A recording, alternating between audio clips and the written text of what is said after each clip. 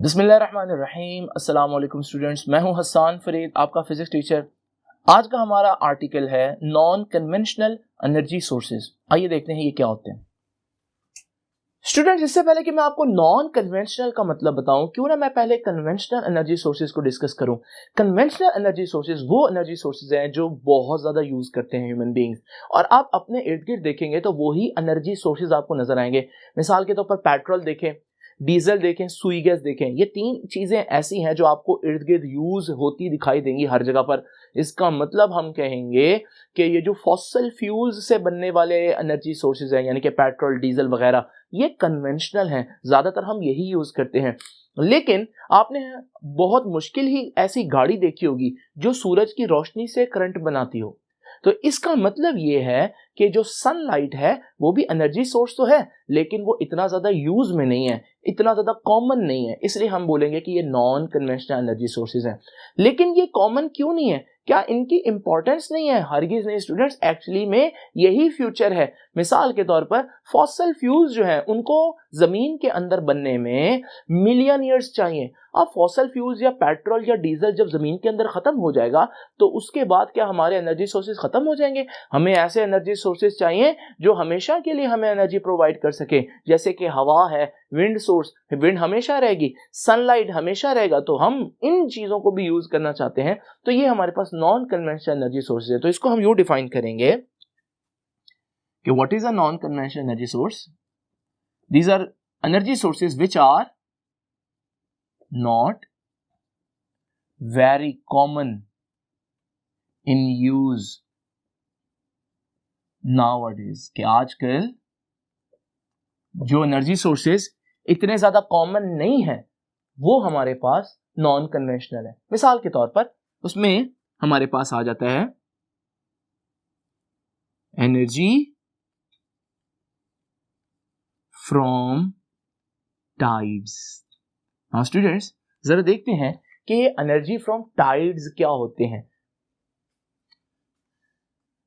Students, आप लोग जानते हैं कि ग्रेविटी एक ऐसी चीज है जो डिस्टेंस के स्क्वायर के इनवर्सली प्रोपोर्शनल होती है, यानी कि जैसे जैसे आप दूर होते जाएं किसी भी मैस से, आप पर उसकी लगने वाली ग्रेविटी आहिस्ता आहिस्ता कम होती जाएगी। नाउ स्टूडेंट्स, अगर आप में से कोई शख्स एक जमीन के ऊपर खड़ा हुआ है और हम अगर टेक्निकली बात करें तो मैं ये कह सकता हूं कि उसके जो पांव हैं they are experiencing more gravity as compared to the head. तो उसके सर पर कम ग्रेविटी, क्यों? क्योंकि सर जो है वो जमीन से कुछ मीटर जो है वो ज्यादा दूर है। लेकिन कितना कम है? अगर मैं देखूं तो यहां पर ये फर्क जो है वो सिर्फ 0.00005% का है, और ये इतना कम फर्क है कि आप इसको फील भी नहीं करते। इसलिए आप लोगों को लगता है कि आपके पांव और आपके सर पर एक ही ग्रेविटी एक्ट कर रही है, लेकिन रियलिटी में ऐसा नहीं है। नाउ स्टूडेंट्स, अगर ये शख्स सपोज कर ले 300 किलोमीटर लंबा होता, तो फिर आप देखते कि इसके हेड पर जो ग्रेविटी है वो 10% लेस होती इसके पाँव के मुकाबले में, और ये डिफरेंस इतना ज्यादा है कि वो फील करता कि उसके पाँव में फोर्स ज्यादा है जबकि उसके हेड में फोर्स ज्यादा नहीं है, और हेड में फोर्स ना होने की वजह से वो ऐसे ऐसे मूव करता। नाउ स्टूडेंट्स, ये जो ग्रेविटी का डिफरेंस एक फोर्स जनरेट कर देता है, इसे हम बोलते हैं tidal force. So what is a tidal force? It is created because of difference of gravity। लेकिन हम इसको किस तरह से as an energy source use करेंगे, जरा देखते हैं स्टूडेंट। नाउ स्टूडेंट्स, जरा इमेजिन करें, टाइड्स को समझने से पहले आपको एक बात इमेजिन करनी पड़ेगी, और वो ये है कि ये जो हमारी अर्थ है, सपोज करें कि इस अर्थ पर हर जगह पानी जो है इसकी सरफेस पर बराबर का मौजूद है। यूजुअली ऐसा नहीं होता, कहीं ज्यादा होता है कहीं कम होता है, लेकिन इस कॉन्सेप्ट को समझने के लिए आप यूं सपोज कर लें। अब जरा इमेजिन करें आपके पास चांद है। अब चांद इतना मैसिव है, वो जमीन को अपनी तरफ एक ग्रेविटेशनल फोर्स से खींचेगा, लेकिन आप देख रहे हैं जमीन का जो पॉइंट ए है वो चांद के ज्यादा करीब है as compared to the point B. और मैंने बोला था ग्रेविटी डिस्टेंस के साथ साथ वीक होती है, यानी कि पॉइंट ए को ज्यादा ग्रेविटेशनल फोर्स खींचेगी अपनी तरफ जबकि पॉइंट बी को कम। जब यहां पर इस तरह का ग्रेविटी का डिफरेंस क्रिएट होगा तो इसका नतीजा क्या होगा कि एक तरफ पानी जो है वो ज्यादा मूव करेगा चांद की तरफ, जबकि दूसरी तरफ कम मूव करेगा, तो ये स्ट्रेच हो जाएगा। आप देखिएगा कि आपके पास पानी जो है वो दो बल्जेस या दो उभार आएंगे, यही हमारे पास टाइड कहलाती है या हाई टाइड कहलाती है। लेकिन हमें मालूम है कि जमीन तो अपने एक्सिस पर रोटेट करती है स्टूडेंट, और रोटेट करती है 24 घंटे में एक चक्कर कंप्लीट करती है। 6 घंटे के बाद वही हाई टाइड जब इस पॉइंट पर पहुंचेगी तो वहां पर ग्रेविटेशनल पुल्स कैंसिल हो जाएंगी और हमारे पास फिर से लो टाइड आ गई। और फिर जब ये लो टाइड वापस इस पॉइंट पर पहुंचेगी तो फिर से ये उस पॉइंट पर पहुंच गई है जहां पर बल्ज था या उभार था, तो यहां पर हाई टाइड आ जाएगी और फिर से हम देखेंगे तो हमारे पास वापस 6 घंटे के बाद लो टाइड हो जाएगी। यहां से आप देखेंगे कि एक दिन के अंदर 2 दफा हाई टाइड आती है और 2 दफा लो टाइड होती है। लेकिन जो कोस्टल एरियाज होते हैं उनमें ये टाइड आपको रियलिटी में कैसी दिखेगी, ये देखिए स्टूडेंट्स, आपके सामने एक रियल व्यू दिखा रहा हूं। तो ये इस वक्त लो टाइड है और आहिस्ता आहिस्ता आप देख रहे हैं कि ये लो टाइड किस तरह से हाई टाइड में कन्वर्ट हो रही है और दिन में 2 दफा ऐसा होगा। इससे हम एनर्जी किस तरह से लेंगे वो तो अभी हम देखते हैं। पहले मैं आपको बता दूं कि इसमें इंपॉर्टेंट चीजें नोट करने वाली क्या है। पहली चीज है नोट करने वाली कि वाटर लेवल इंक्रीज कर रहा है, किस वजह से? Due to gravitational force of moon. बल्कि हकीकत यह है कि मुझे यह नहीं कहना चाहिए ग्रेविटेशनल फोर्स ऑफ मून, बल्कि due to difference of gravitational force. ऐसे है ना, डिफरेंस, क्योंकि एक पॉइंट पर ग्रेविटेशनल फोर्स ज्यादा स्ट्रांग थी जबकि दूसरे पॉइंट पर ग्रेविटेशनल फोर्स कम स्ट्रांग थी, वीक थी। तो ये हमारे पास डिफरेंस की बात करनी है। दूसरी बात, जब आप डिफरेंस की बात करेंगे तो डिफरेंस ऑफ ग्रेविटी की वजह से जो फोर्स जनरेट होती है उसे तो हम क्या बोलते हैं? उसे तो हम टाइडल फोर्स बोलते हैं। तो ये जो पानी पर जो चांद की फोर्स लगेगी इसे भी हम बोलेंगे this is tidal pull of moon. ये चांद की जमीन पर टाइडल पुल है। और दूसरी बात हम कहेंगे कि कितनी दफा टाइड आएगी, तो हमने देखा कि 2 हाई टाइड्स, 2 दफा हाई टाइड्स आएंगे और 2 दफा लो टाइड्स आएंगे। लेकिन हम इससे फायदा क्या होगा स्टूडेंट्स? ये देखें, ये एक कोस्टल एरिया है। अब जरा यहां पर देखिए, अभी इस वक्त लो टाइड है, जब हाई टाइड आएगी तो यहां पर पानी का लेवल जो है वो राइज करेगा। अगर इमेजिन करें मैं यहां पर एक डैम बना दूं और डैम बनाऊंगा तो ये जो हमारे पास वाटर है ये ट्रैप हो जाएगा, बंद हो जाएगा। अब जब मैंने इसको बंद कर लिया तो इससे क्या होगा स्टूडेंट्स? अब मैं इसी पानी को कंट्रोल्ड वे में रिलीज करूंगा। जब ये कंट्रोल्ड वे में रिलीज होगी तो कंट्रोल्ड वे में रिलीज होने पर आगे टरबाइन होगी, ये पानी प्रेशर से टरबाइन को हिट करेगा, टरबाइन रोटेट करेगी और उससे इलेक्ट्रिसिटी जनरेट होगी। और फिर हमारे पास जब ये सिस्टम दोबारा से 12 घंटे के बाद फिर टाइड आएगी तो फिर से मैं इसको इसी तरह से स्टोर करके दोबारा से इसको कंट्रोल वे में रिलीज करके एनर्जी जो है वो क्रिएट करूंगा। नाउ स्टूडेंट्स, आप देख रहे हैं कि ये कितना जबरदस्त मेथड है और इसमें आपकी कोई कॉस्ट भी नहीं है, कोई पेट्रोल नहीं लग रहा, कोई डीजल नहीं लग रहा जैसे आम जनरेटर को चलाने के लिए लगता है। लेकिन फिर भी ये क्यों नहीं यूज हो रहा मेथड? क्योंकि स्टूडेंट्स, हर जगह पर समुंदर भी तो नहीं होता और हर जगह पर ग्रेविटेशनल पुल जो है वो एक जैसी नहीं होती, ये बहुत ज्यादा कंडीशंस पर डिपेंड करती है। नाउ स्टूडेंट्स, एक और चीज यहां पर नोट करने वाली बात है कि बच्चे कहते हैं सर व्हाट अबाउट सन, जमीन का चांद का तो आप लोगों ने बता दिया, लेकिन इसमें सूरज की ग्रेविटी का क्या इफेक्ट होगा? देखिए, सूरज की ग्रेविटी का भी इफेक्ट होगा, लेकिन सूरज की ग्रेविटी क्या होगी? वो समटाइम्स फॉर एग्जांपल चांद के बिल्कुल परपेंडिकुलर होगा, तो उस टाइम हमारे पास जो टाइड्स हैं वो बिल्कुल मिनिमम हो जाएंगे। लेकिन अगर चांद और सूरज दोनों एक ही टाइम एक ही तरफ हुए तो फिर हम कहेंगे कि अब दोनों की फोर्स ऑफ ग्रेविटी जो है वो बहुत ज्यादा बड़ी हाई टाइड बनाएगी, जो कि सैलाब या फ्लड की रीजन भी बन सकती है। तो स्टूडेंट, ये था हमारे पास energy from high tide. Student, यहां एक और क्वेश्चन भी बच्चे पूछते हैं और वो क्वेश्चन क्या है कि सर आपने पानी पर तो इफेक्ट बताया, लेकिन व्हाट अबाउट अर्थ, जमीन पर खुद पर क्या इफेक्ट होगा? तो स्टूडेंट, जमीन पर भी इफेक्ट होगा। देखते हैं, ये देखिए जरा थोड़ी देर के लिए इमेजिन करें वो वाटर जो हमने सपोज किया था वो वाटर नहीं है। सपोज करें कि ये सॉलिड सफेयर है हमारी अर्थ।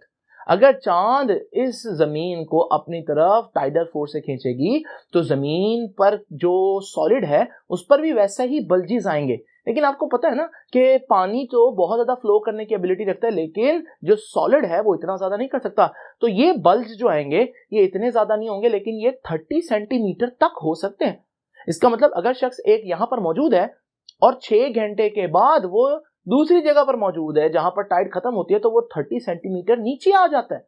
लेकिन ये इतनी कम 6 घंटे में 30 सेंटीमीटर मूव करना ये इतनी कम स्पीड है कि आप यूजुअली इसको फील नहीं करते। तो याद रखिएगा मून की जो टाइड्स है ना सिर्फ वो पानी में डिस्टर्बेंस क्रिएट करती है, बल्कि वो इवन जमीन की सरफेस को भी 30 सेंटीमीटर ऊपर नीचे मूव कर सकती हैं। और ये आपकी बुक के पेज पर एक जो है ऑब्जेक्टिव साइड पर दिया हुआ है, उसको लाजमी देखना है आप लोगों ने। नाउ स्टूडेंट्स जरा देखते हैं एनर्जी हासिल करने का दूसरा तरीका, और वो है energy from waves. Now students energy from waves और टाइड्स में बच्चे बहुत ज्यादा जो है वो प्रॉब्लम का शिकार रहते हैं कि भाई टाइड्स भी तो वेव्स ही थी। नाउ स्टूडेंट्स टाइड्स की रीजन क्या है, आप ये देखें। टाइड की रीजन है ग्रेविटी का डिफरेंस। लेकिन वेव क्या है, वेव किसी भी वजह से हो सकती है। ये ग्रेविटी की वजह से भी हर वक्त समुद्र में जो एक आप कहते हैं कि वेव्स देखते हैं, लहरें देखते हैं, हवा की वजह से होती है। इसकी और रीजंस हो सकती हैं, लेकिन हम उससे एनर्जी किस तरह से प्रोड्यूस कर सकते हैं।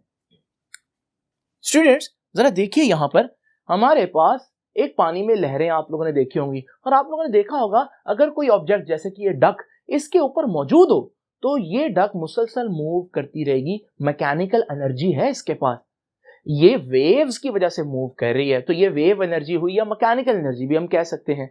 अब एक प्रोफेसर थे, प्रोफेसर सॉल्टर, उन्होंने सोचा कि यार ये इस मूवमेंट को क्यों ना मैं इलेक्ट्रिसिटी में कन्वर्ट करूं। तो उन्होंने एक इंस्ट्रूमेंट बनाया जिसे हम बोलते हैं प्रोफेसर सॉल्टर्स डक। क्यों? क्योंकि वो बिल्कुल ऐसे मूव करती है पानी के ऊपर जैसे वो डक मूव करती है या वाइब्रेट करती है। अब ये जो डक है प्रोफेसर सॉल्टर्स डक, ये मूव करेगी जब ऊपर नीचे तो इसकी मैकेनिकल मूवमेंट से एनर्जी क्रिएट होगी, और वो एनर्जी जो है वो इलेक्ट्रिकल एनर्जी होगी।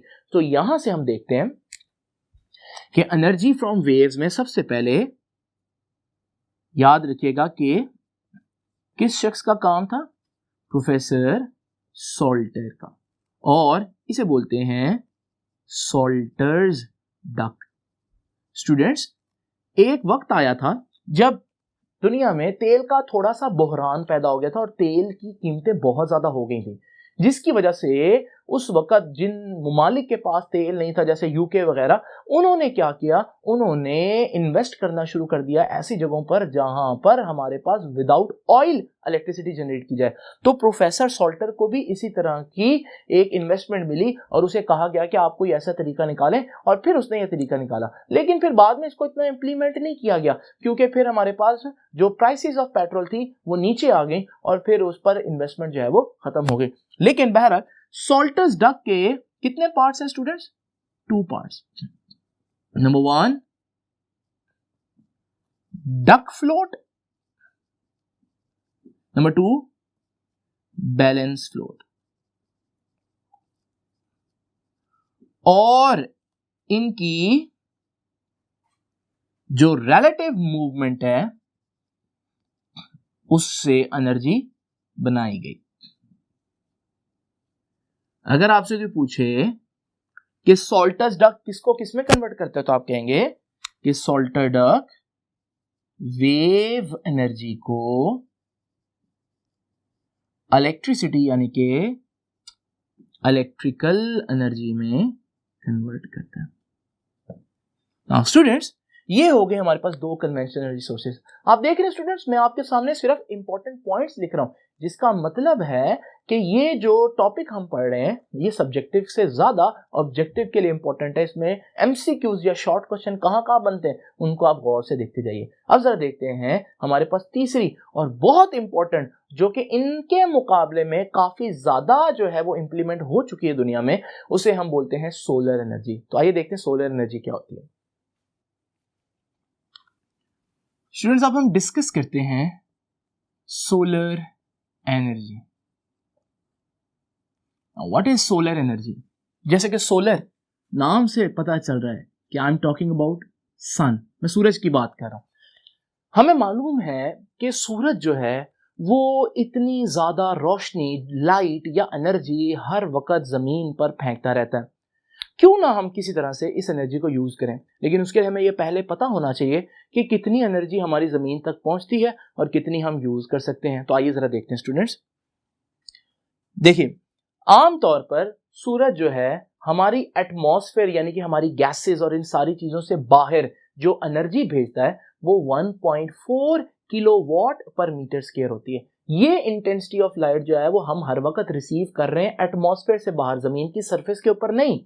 जमीन के बाहर गैसेस का जो एक एनवेलप है उस तक जो लाइट पहुंचती है वो 1.4 किलोवाट पर मीटर स्क्वायर होती है।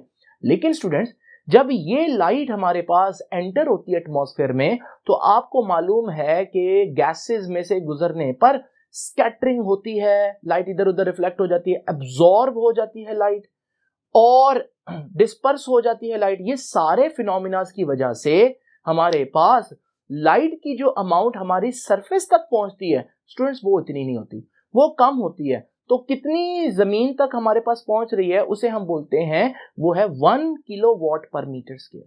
तो आपने देखा कि रिड्यूस हो गई लाइट की इंटेंसिटी जमीन तक पहुंचते पहुंचते। तो स्टूडेंट्स हम कहेंगे कि intensity of light reaching earth surface नहीं, अर्थ एटमॉस्फेयर। तो कितनी लाइट हमारी अर्थ के एटमॉस्फेयर तक आ रही है? 1.4 किलोवाट पर मीटर स्क्वायर। स्टूडेंट्स, इसे बोलते हैं सोलर कांस्टेंट। तो अगर आपको कोई पूछे सोलर कांस्टेंट की वैल्यू बताएं तो वैल्यू भी 1.4 बताएगा, और इंटेंसिटी का अगर आपसे कोई पूछे कि यूनिट क्या होता है तो आपको बताना होगा कि इंटेंसिटी का यूनिट होता है किलोवाट पर मीटर स्क्वायर। नाउ स्टूडेंट्स, अब हमने दूसरी बात पढ़ी कि लाइट जब आती है तो वो स्कैटरिंग की वजह से, हमारे पास एब्जॉर्प्शन की वजह से क्या हो जाती है, वो कम हो जाती है उसकी इंटेंसिटी और जमीन तक कम इंटेंसिटी पहुंचती है। तो हम कहेंगे कि सोलर इंटेंसिटी इज रिड्यूस्ड, कम हो जाती है ड्यू टू नंबर 1 रिफ्लेक्शन, कुछ टकराकर वापस स्पेस में चली जाती है। नंबर 2 एब्जॉर्प्शन, कुछ हमारी गैस जो है नाइट्रोजन ऑक्सीजन वगैरह वो एब्जॉर्ब कर लेती है। और नंबर 3 स्कैटरिंग, कुछ अपने असल रास्ते से स्कैटर्ड हो जाती है जिसकी वजह से यहां जमीन के बाहर तक तो इतनी पहुंच रही है एटमॉस्फेयर के बाहर तक, मगर जमीन की सरफेस तक इससे कम पहुंचेगी। तो अगर हमारे पास बादल नहीं है, क्लियर डे है, on a clear day at noon, जब जमीन बिल्कुल, सूरज बिल्कुल ऊपर होगा जमीन के, on a clear day at noon, तो intensity of light reaching earth surface. पहले मैं किसकी बात कर रहा था स्टूडेंट्स? अर्थ के एटमॉस्फेयर की। अब मैं अर्थ की सरफेस की बात कर रहा हूं। वो कितनी है जी?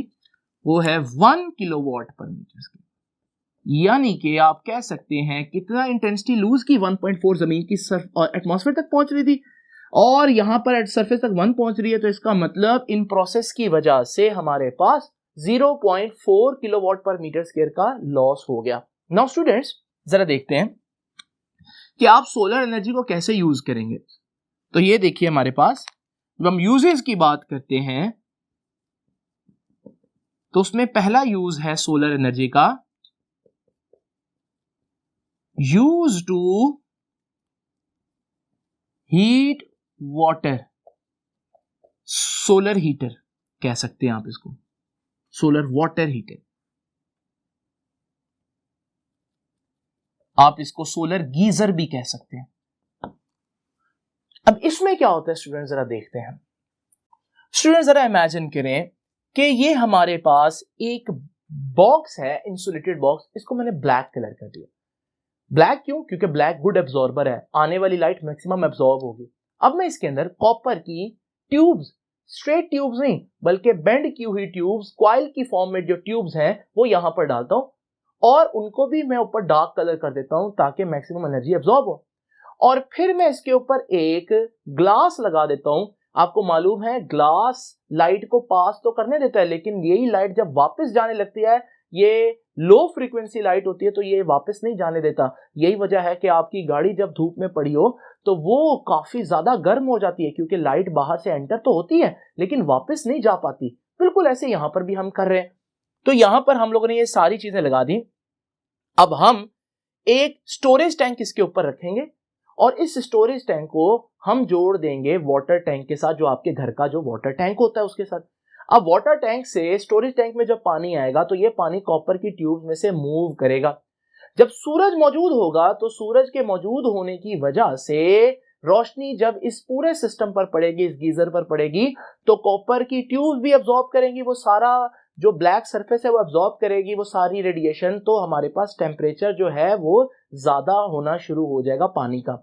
अब आपको पता है जो गर्म पानी होता है वो ऊपर को जाएगा, क्योंकि गर्म पानी हल्का होता है। जब गर्म पानी ऊपर को जाएगा तो ठंडा पानी नीचे आएगा, जिसकी वजह से वो जो आपका स्टोरेज टैंक है उसमें हमेशा हमेशा गर्म पानी मौजूद रहेगा। और अगर आप वहां से एक कनेक्शन लें तो वो कनेक्शन जो है वो आपको जो टैप में से पानी मिलेगा वो गर्म पानी होगा। इस तरह से हम क्या करते हैं, सोलर एनर्जी को यूज कर सकते हैं। किसके लिए?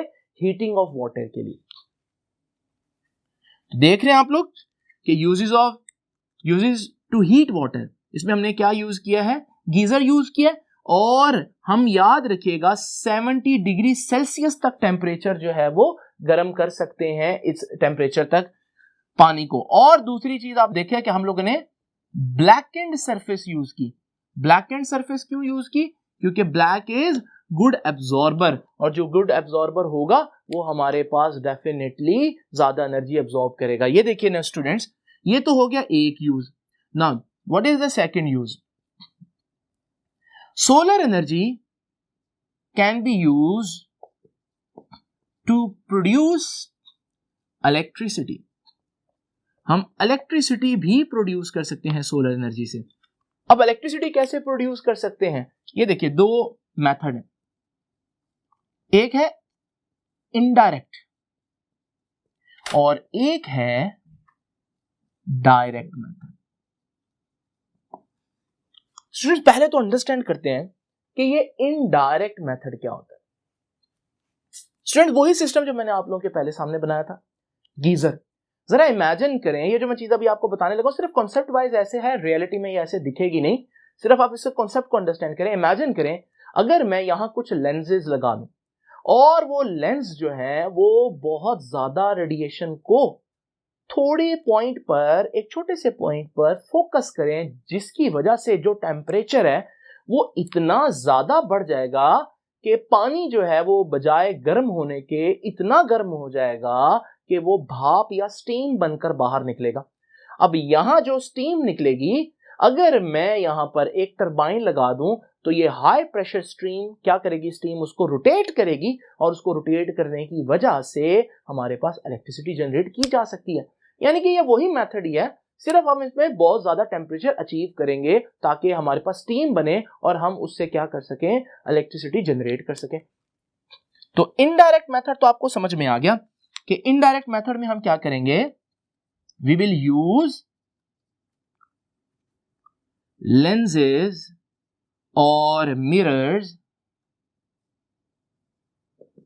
किस लिए? टू अटेन मोर टेम्परेचर, ताकि हम और ज्यादा टेम्परेचर जो है वो हासिल कर सकें। लेकिन ये डायरेक्ट मेथड क्या है? ये तो इनडायरेक्ट मेथड था क्योंकि बीच में पानी को आपने यूज किया। क्या ऐसा हो सकता है कि डायरेक्ट लाइट पड़े और करंट बन जाए? बिल्कुल स्टूडेंट्स, ऐसा भी हो सकता है। स्टूडेंट्स आपको याद होगा कि पीरियोडिक टेबल में हम लोगों ने चौथे ग्रुप में एक एलिमेंट देखा था जिसे हम बोलते हैं सिलिकॉन। ये सिलिकॉन का अगर हम एक क्रिस्टल लें, इस तरह की क्रिस्टल हो कि इसके एक पोर्शन में इलेक्ट्रॉन्स की तादाद बहुत ज्यादा हो, इसे बोलेंगे एन रीजन। और दूसरा जो पोर्शन है उसमें इलेक्ट्रॉन्स की तादाद कम, होल्स की तादाद ज्यादा होगी, इसे हम बोलते हैं कि ये पी रीजन है। ये होल्स क्या होते हैं इसको बाद में डिस्कस करेंगे। आप यूं इमेजिन करेंगे एक पॉजिटिव चार्ज है। स्टूडेंट्स, इन दोनों के दरमियान में एक ऐसी जगह होगी जहां इलेक्ट्रॉन और होल्स ने आपस में बॉन्ड बनाया होगा या कोवलेंट बॉन्ड बनाया होगा। जब लाइट इस पर पड़ेगी तो वो जो इलेक्ट्रॉन और होल का जो पेयर है वो टूटेगा और इलेक्ट्रॉन भी एक तरफ आ जाएगा, होल्स भी एक तरफ आ जाएगा, जिसकी वजह से इलेक्ट्रॉन्स की तादाद और होल्स की तादाद में इजाफा हो जाएगा। एक अनबैलेंस हो जाएगी सिचुएशन, जिसको बैलेंस करने के लिए क्या करेंगे, ये अगर एक वायर हो तो ये इलेक्ट्रॉन जो है वो मूव करके ऑपोजिट डायरेक्शन में आ जाएगी ताकि इलेक्ट्रॉन और होल्स की तादाद बराबर रहे। अगर मैं उसी वायर में एक बल्ब लगा दूं तो डेफिनेटली जब ये इस बल्ब में से गुजरेंगे तो हमारे पास ये उसको एनर्जी देंगे और हम कहेंगे कि हमें इलेक्ट्रिसिटी मिल रही है। यहाँ हमने कोई पानी वगैरह यूज नहीं किया, यहाँ डायरेक्ट लाइट से हमने करंट बनाया है, इसलिए हम इसे बोल रहे हैं कि ये हमारे पास डायरेक्ट मेथड है। तो स्टूडेंट्स जरा देखते हैं कि ये डायरेक्ट मेथड में आप लोगों ने क्या यूज किया है। ये जो सेल यूज किए हैं इन्हें बोलते हैं फोटो वोल्टेक सेल। फोटोवोल्टेक सेल्स किससे मिलकर बने होते हैं? सिलिकॉन की क्रिस्टल से मिलकर बने होते हैं। और फोटोवोल्टेक सेल में आपके पास बेसिकली इलेक्ट्रॉन और होल्स होते हैं जिनकी मूवमेंट से हमारे पास जो है वो इलेक्ट्रिसिटी जनरेट होती है। दूसरी बात स्टूडेंट ये है कि आप इसको सोलर सेल भी कह सकते हैं, क्योंकि ये सेल ऐसा है जो सूरज से आने वाली रोशनी से चल रहा है। नाउ स्टूडेंट्स, अगर आप एक सोलर सेल देखेंगे, सिंगल सेल,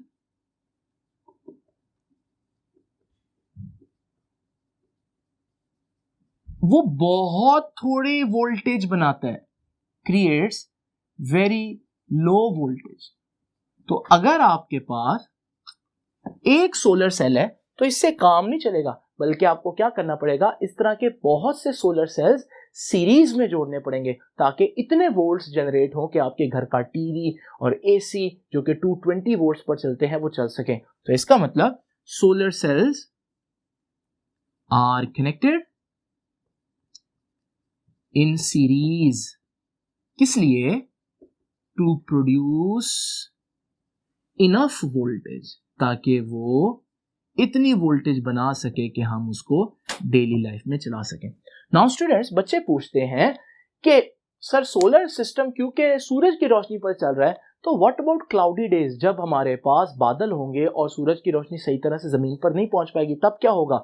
या फिर हमारे पास रात के टाइम क्या होगा जब सूरज चला जाएगा? तो हम क्या करते हैं, हम जिस तरह से आजकल यूपीएस यूज करते हैं ताकि जब लाइट चली जाए तो उससे पहले जब लाइट आ रही थी वो एनर्जी हम स्टोर कर लें, बिल्कुल ऐसे ही हम यहाँ पर बैटरीज यूज करेंगे।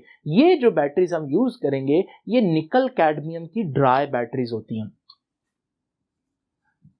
तो निकल कैडमियम की ड्राई बैटरीज यूज होंगी, किस लिए? Use to save electricity for cloudy days और नाइट। रात के वक्त जब सूरज की रोशनी नहीं होगी या क्लाउडी डेज जब सूरज की रोशनी बहुत कम होगी तो फिर हम यही स्टोर की हुई एनर्जी जो है वो यूज करेंगे। नाउ स्टूडेंट्स, जरा देखते हैं कि ये जो हम लोगों ने सोलर सिस्टम पढ़ा, जिसमें हम लोगों ने दो मेथड्स पढ़े, इनडायरेक्ट और डायरेक्ट कन्वर्जन।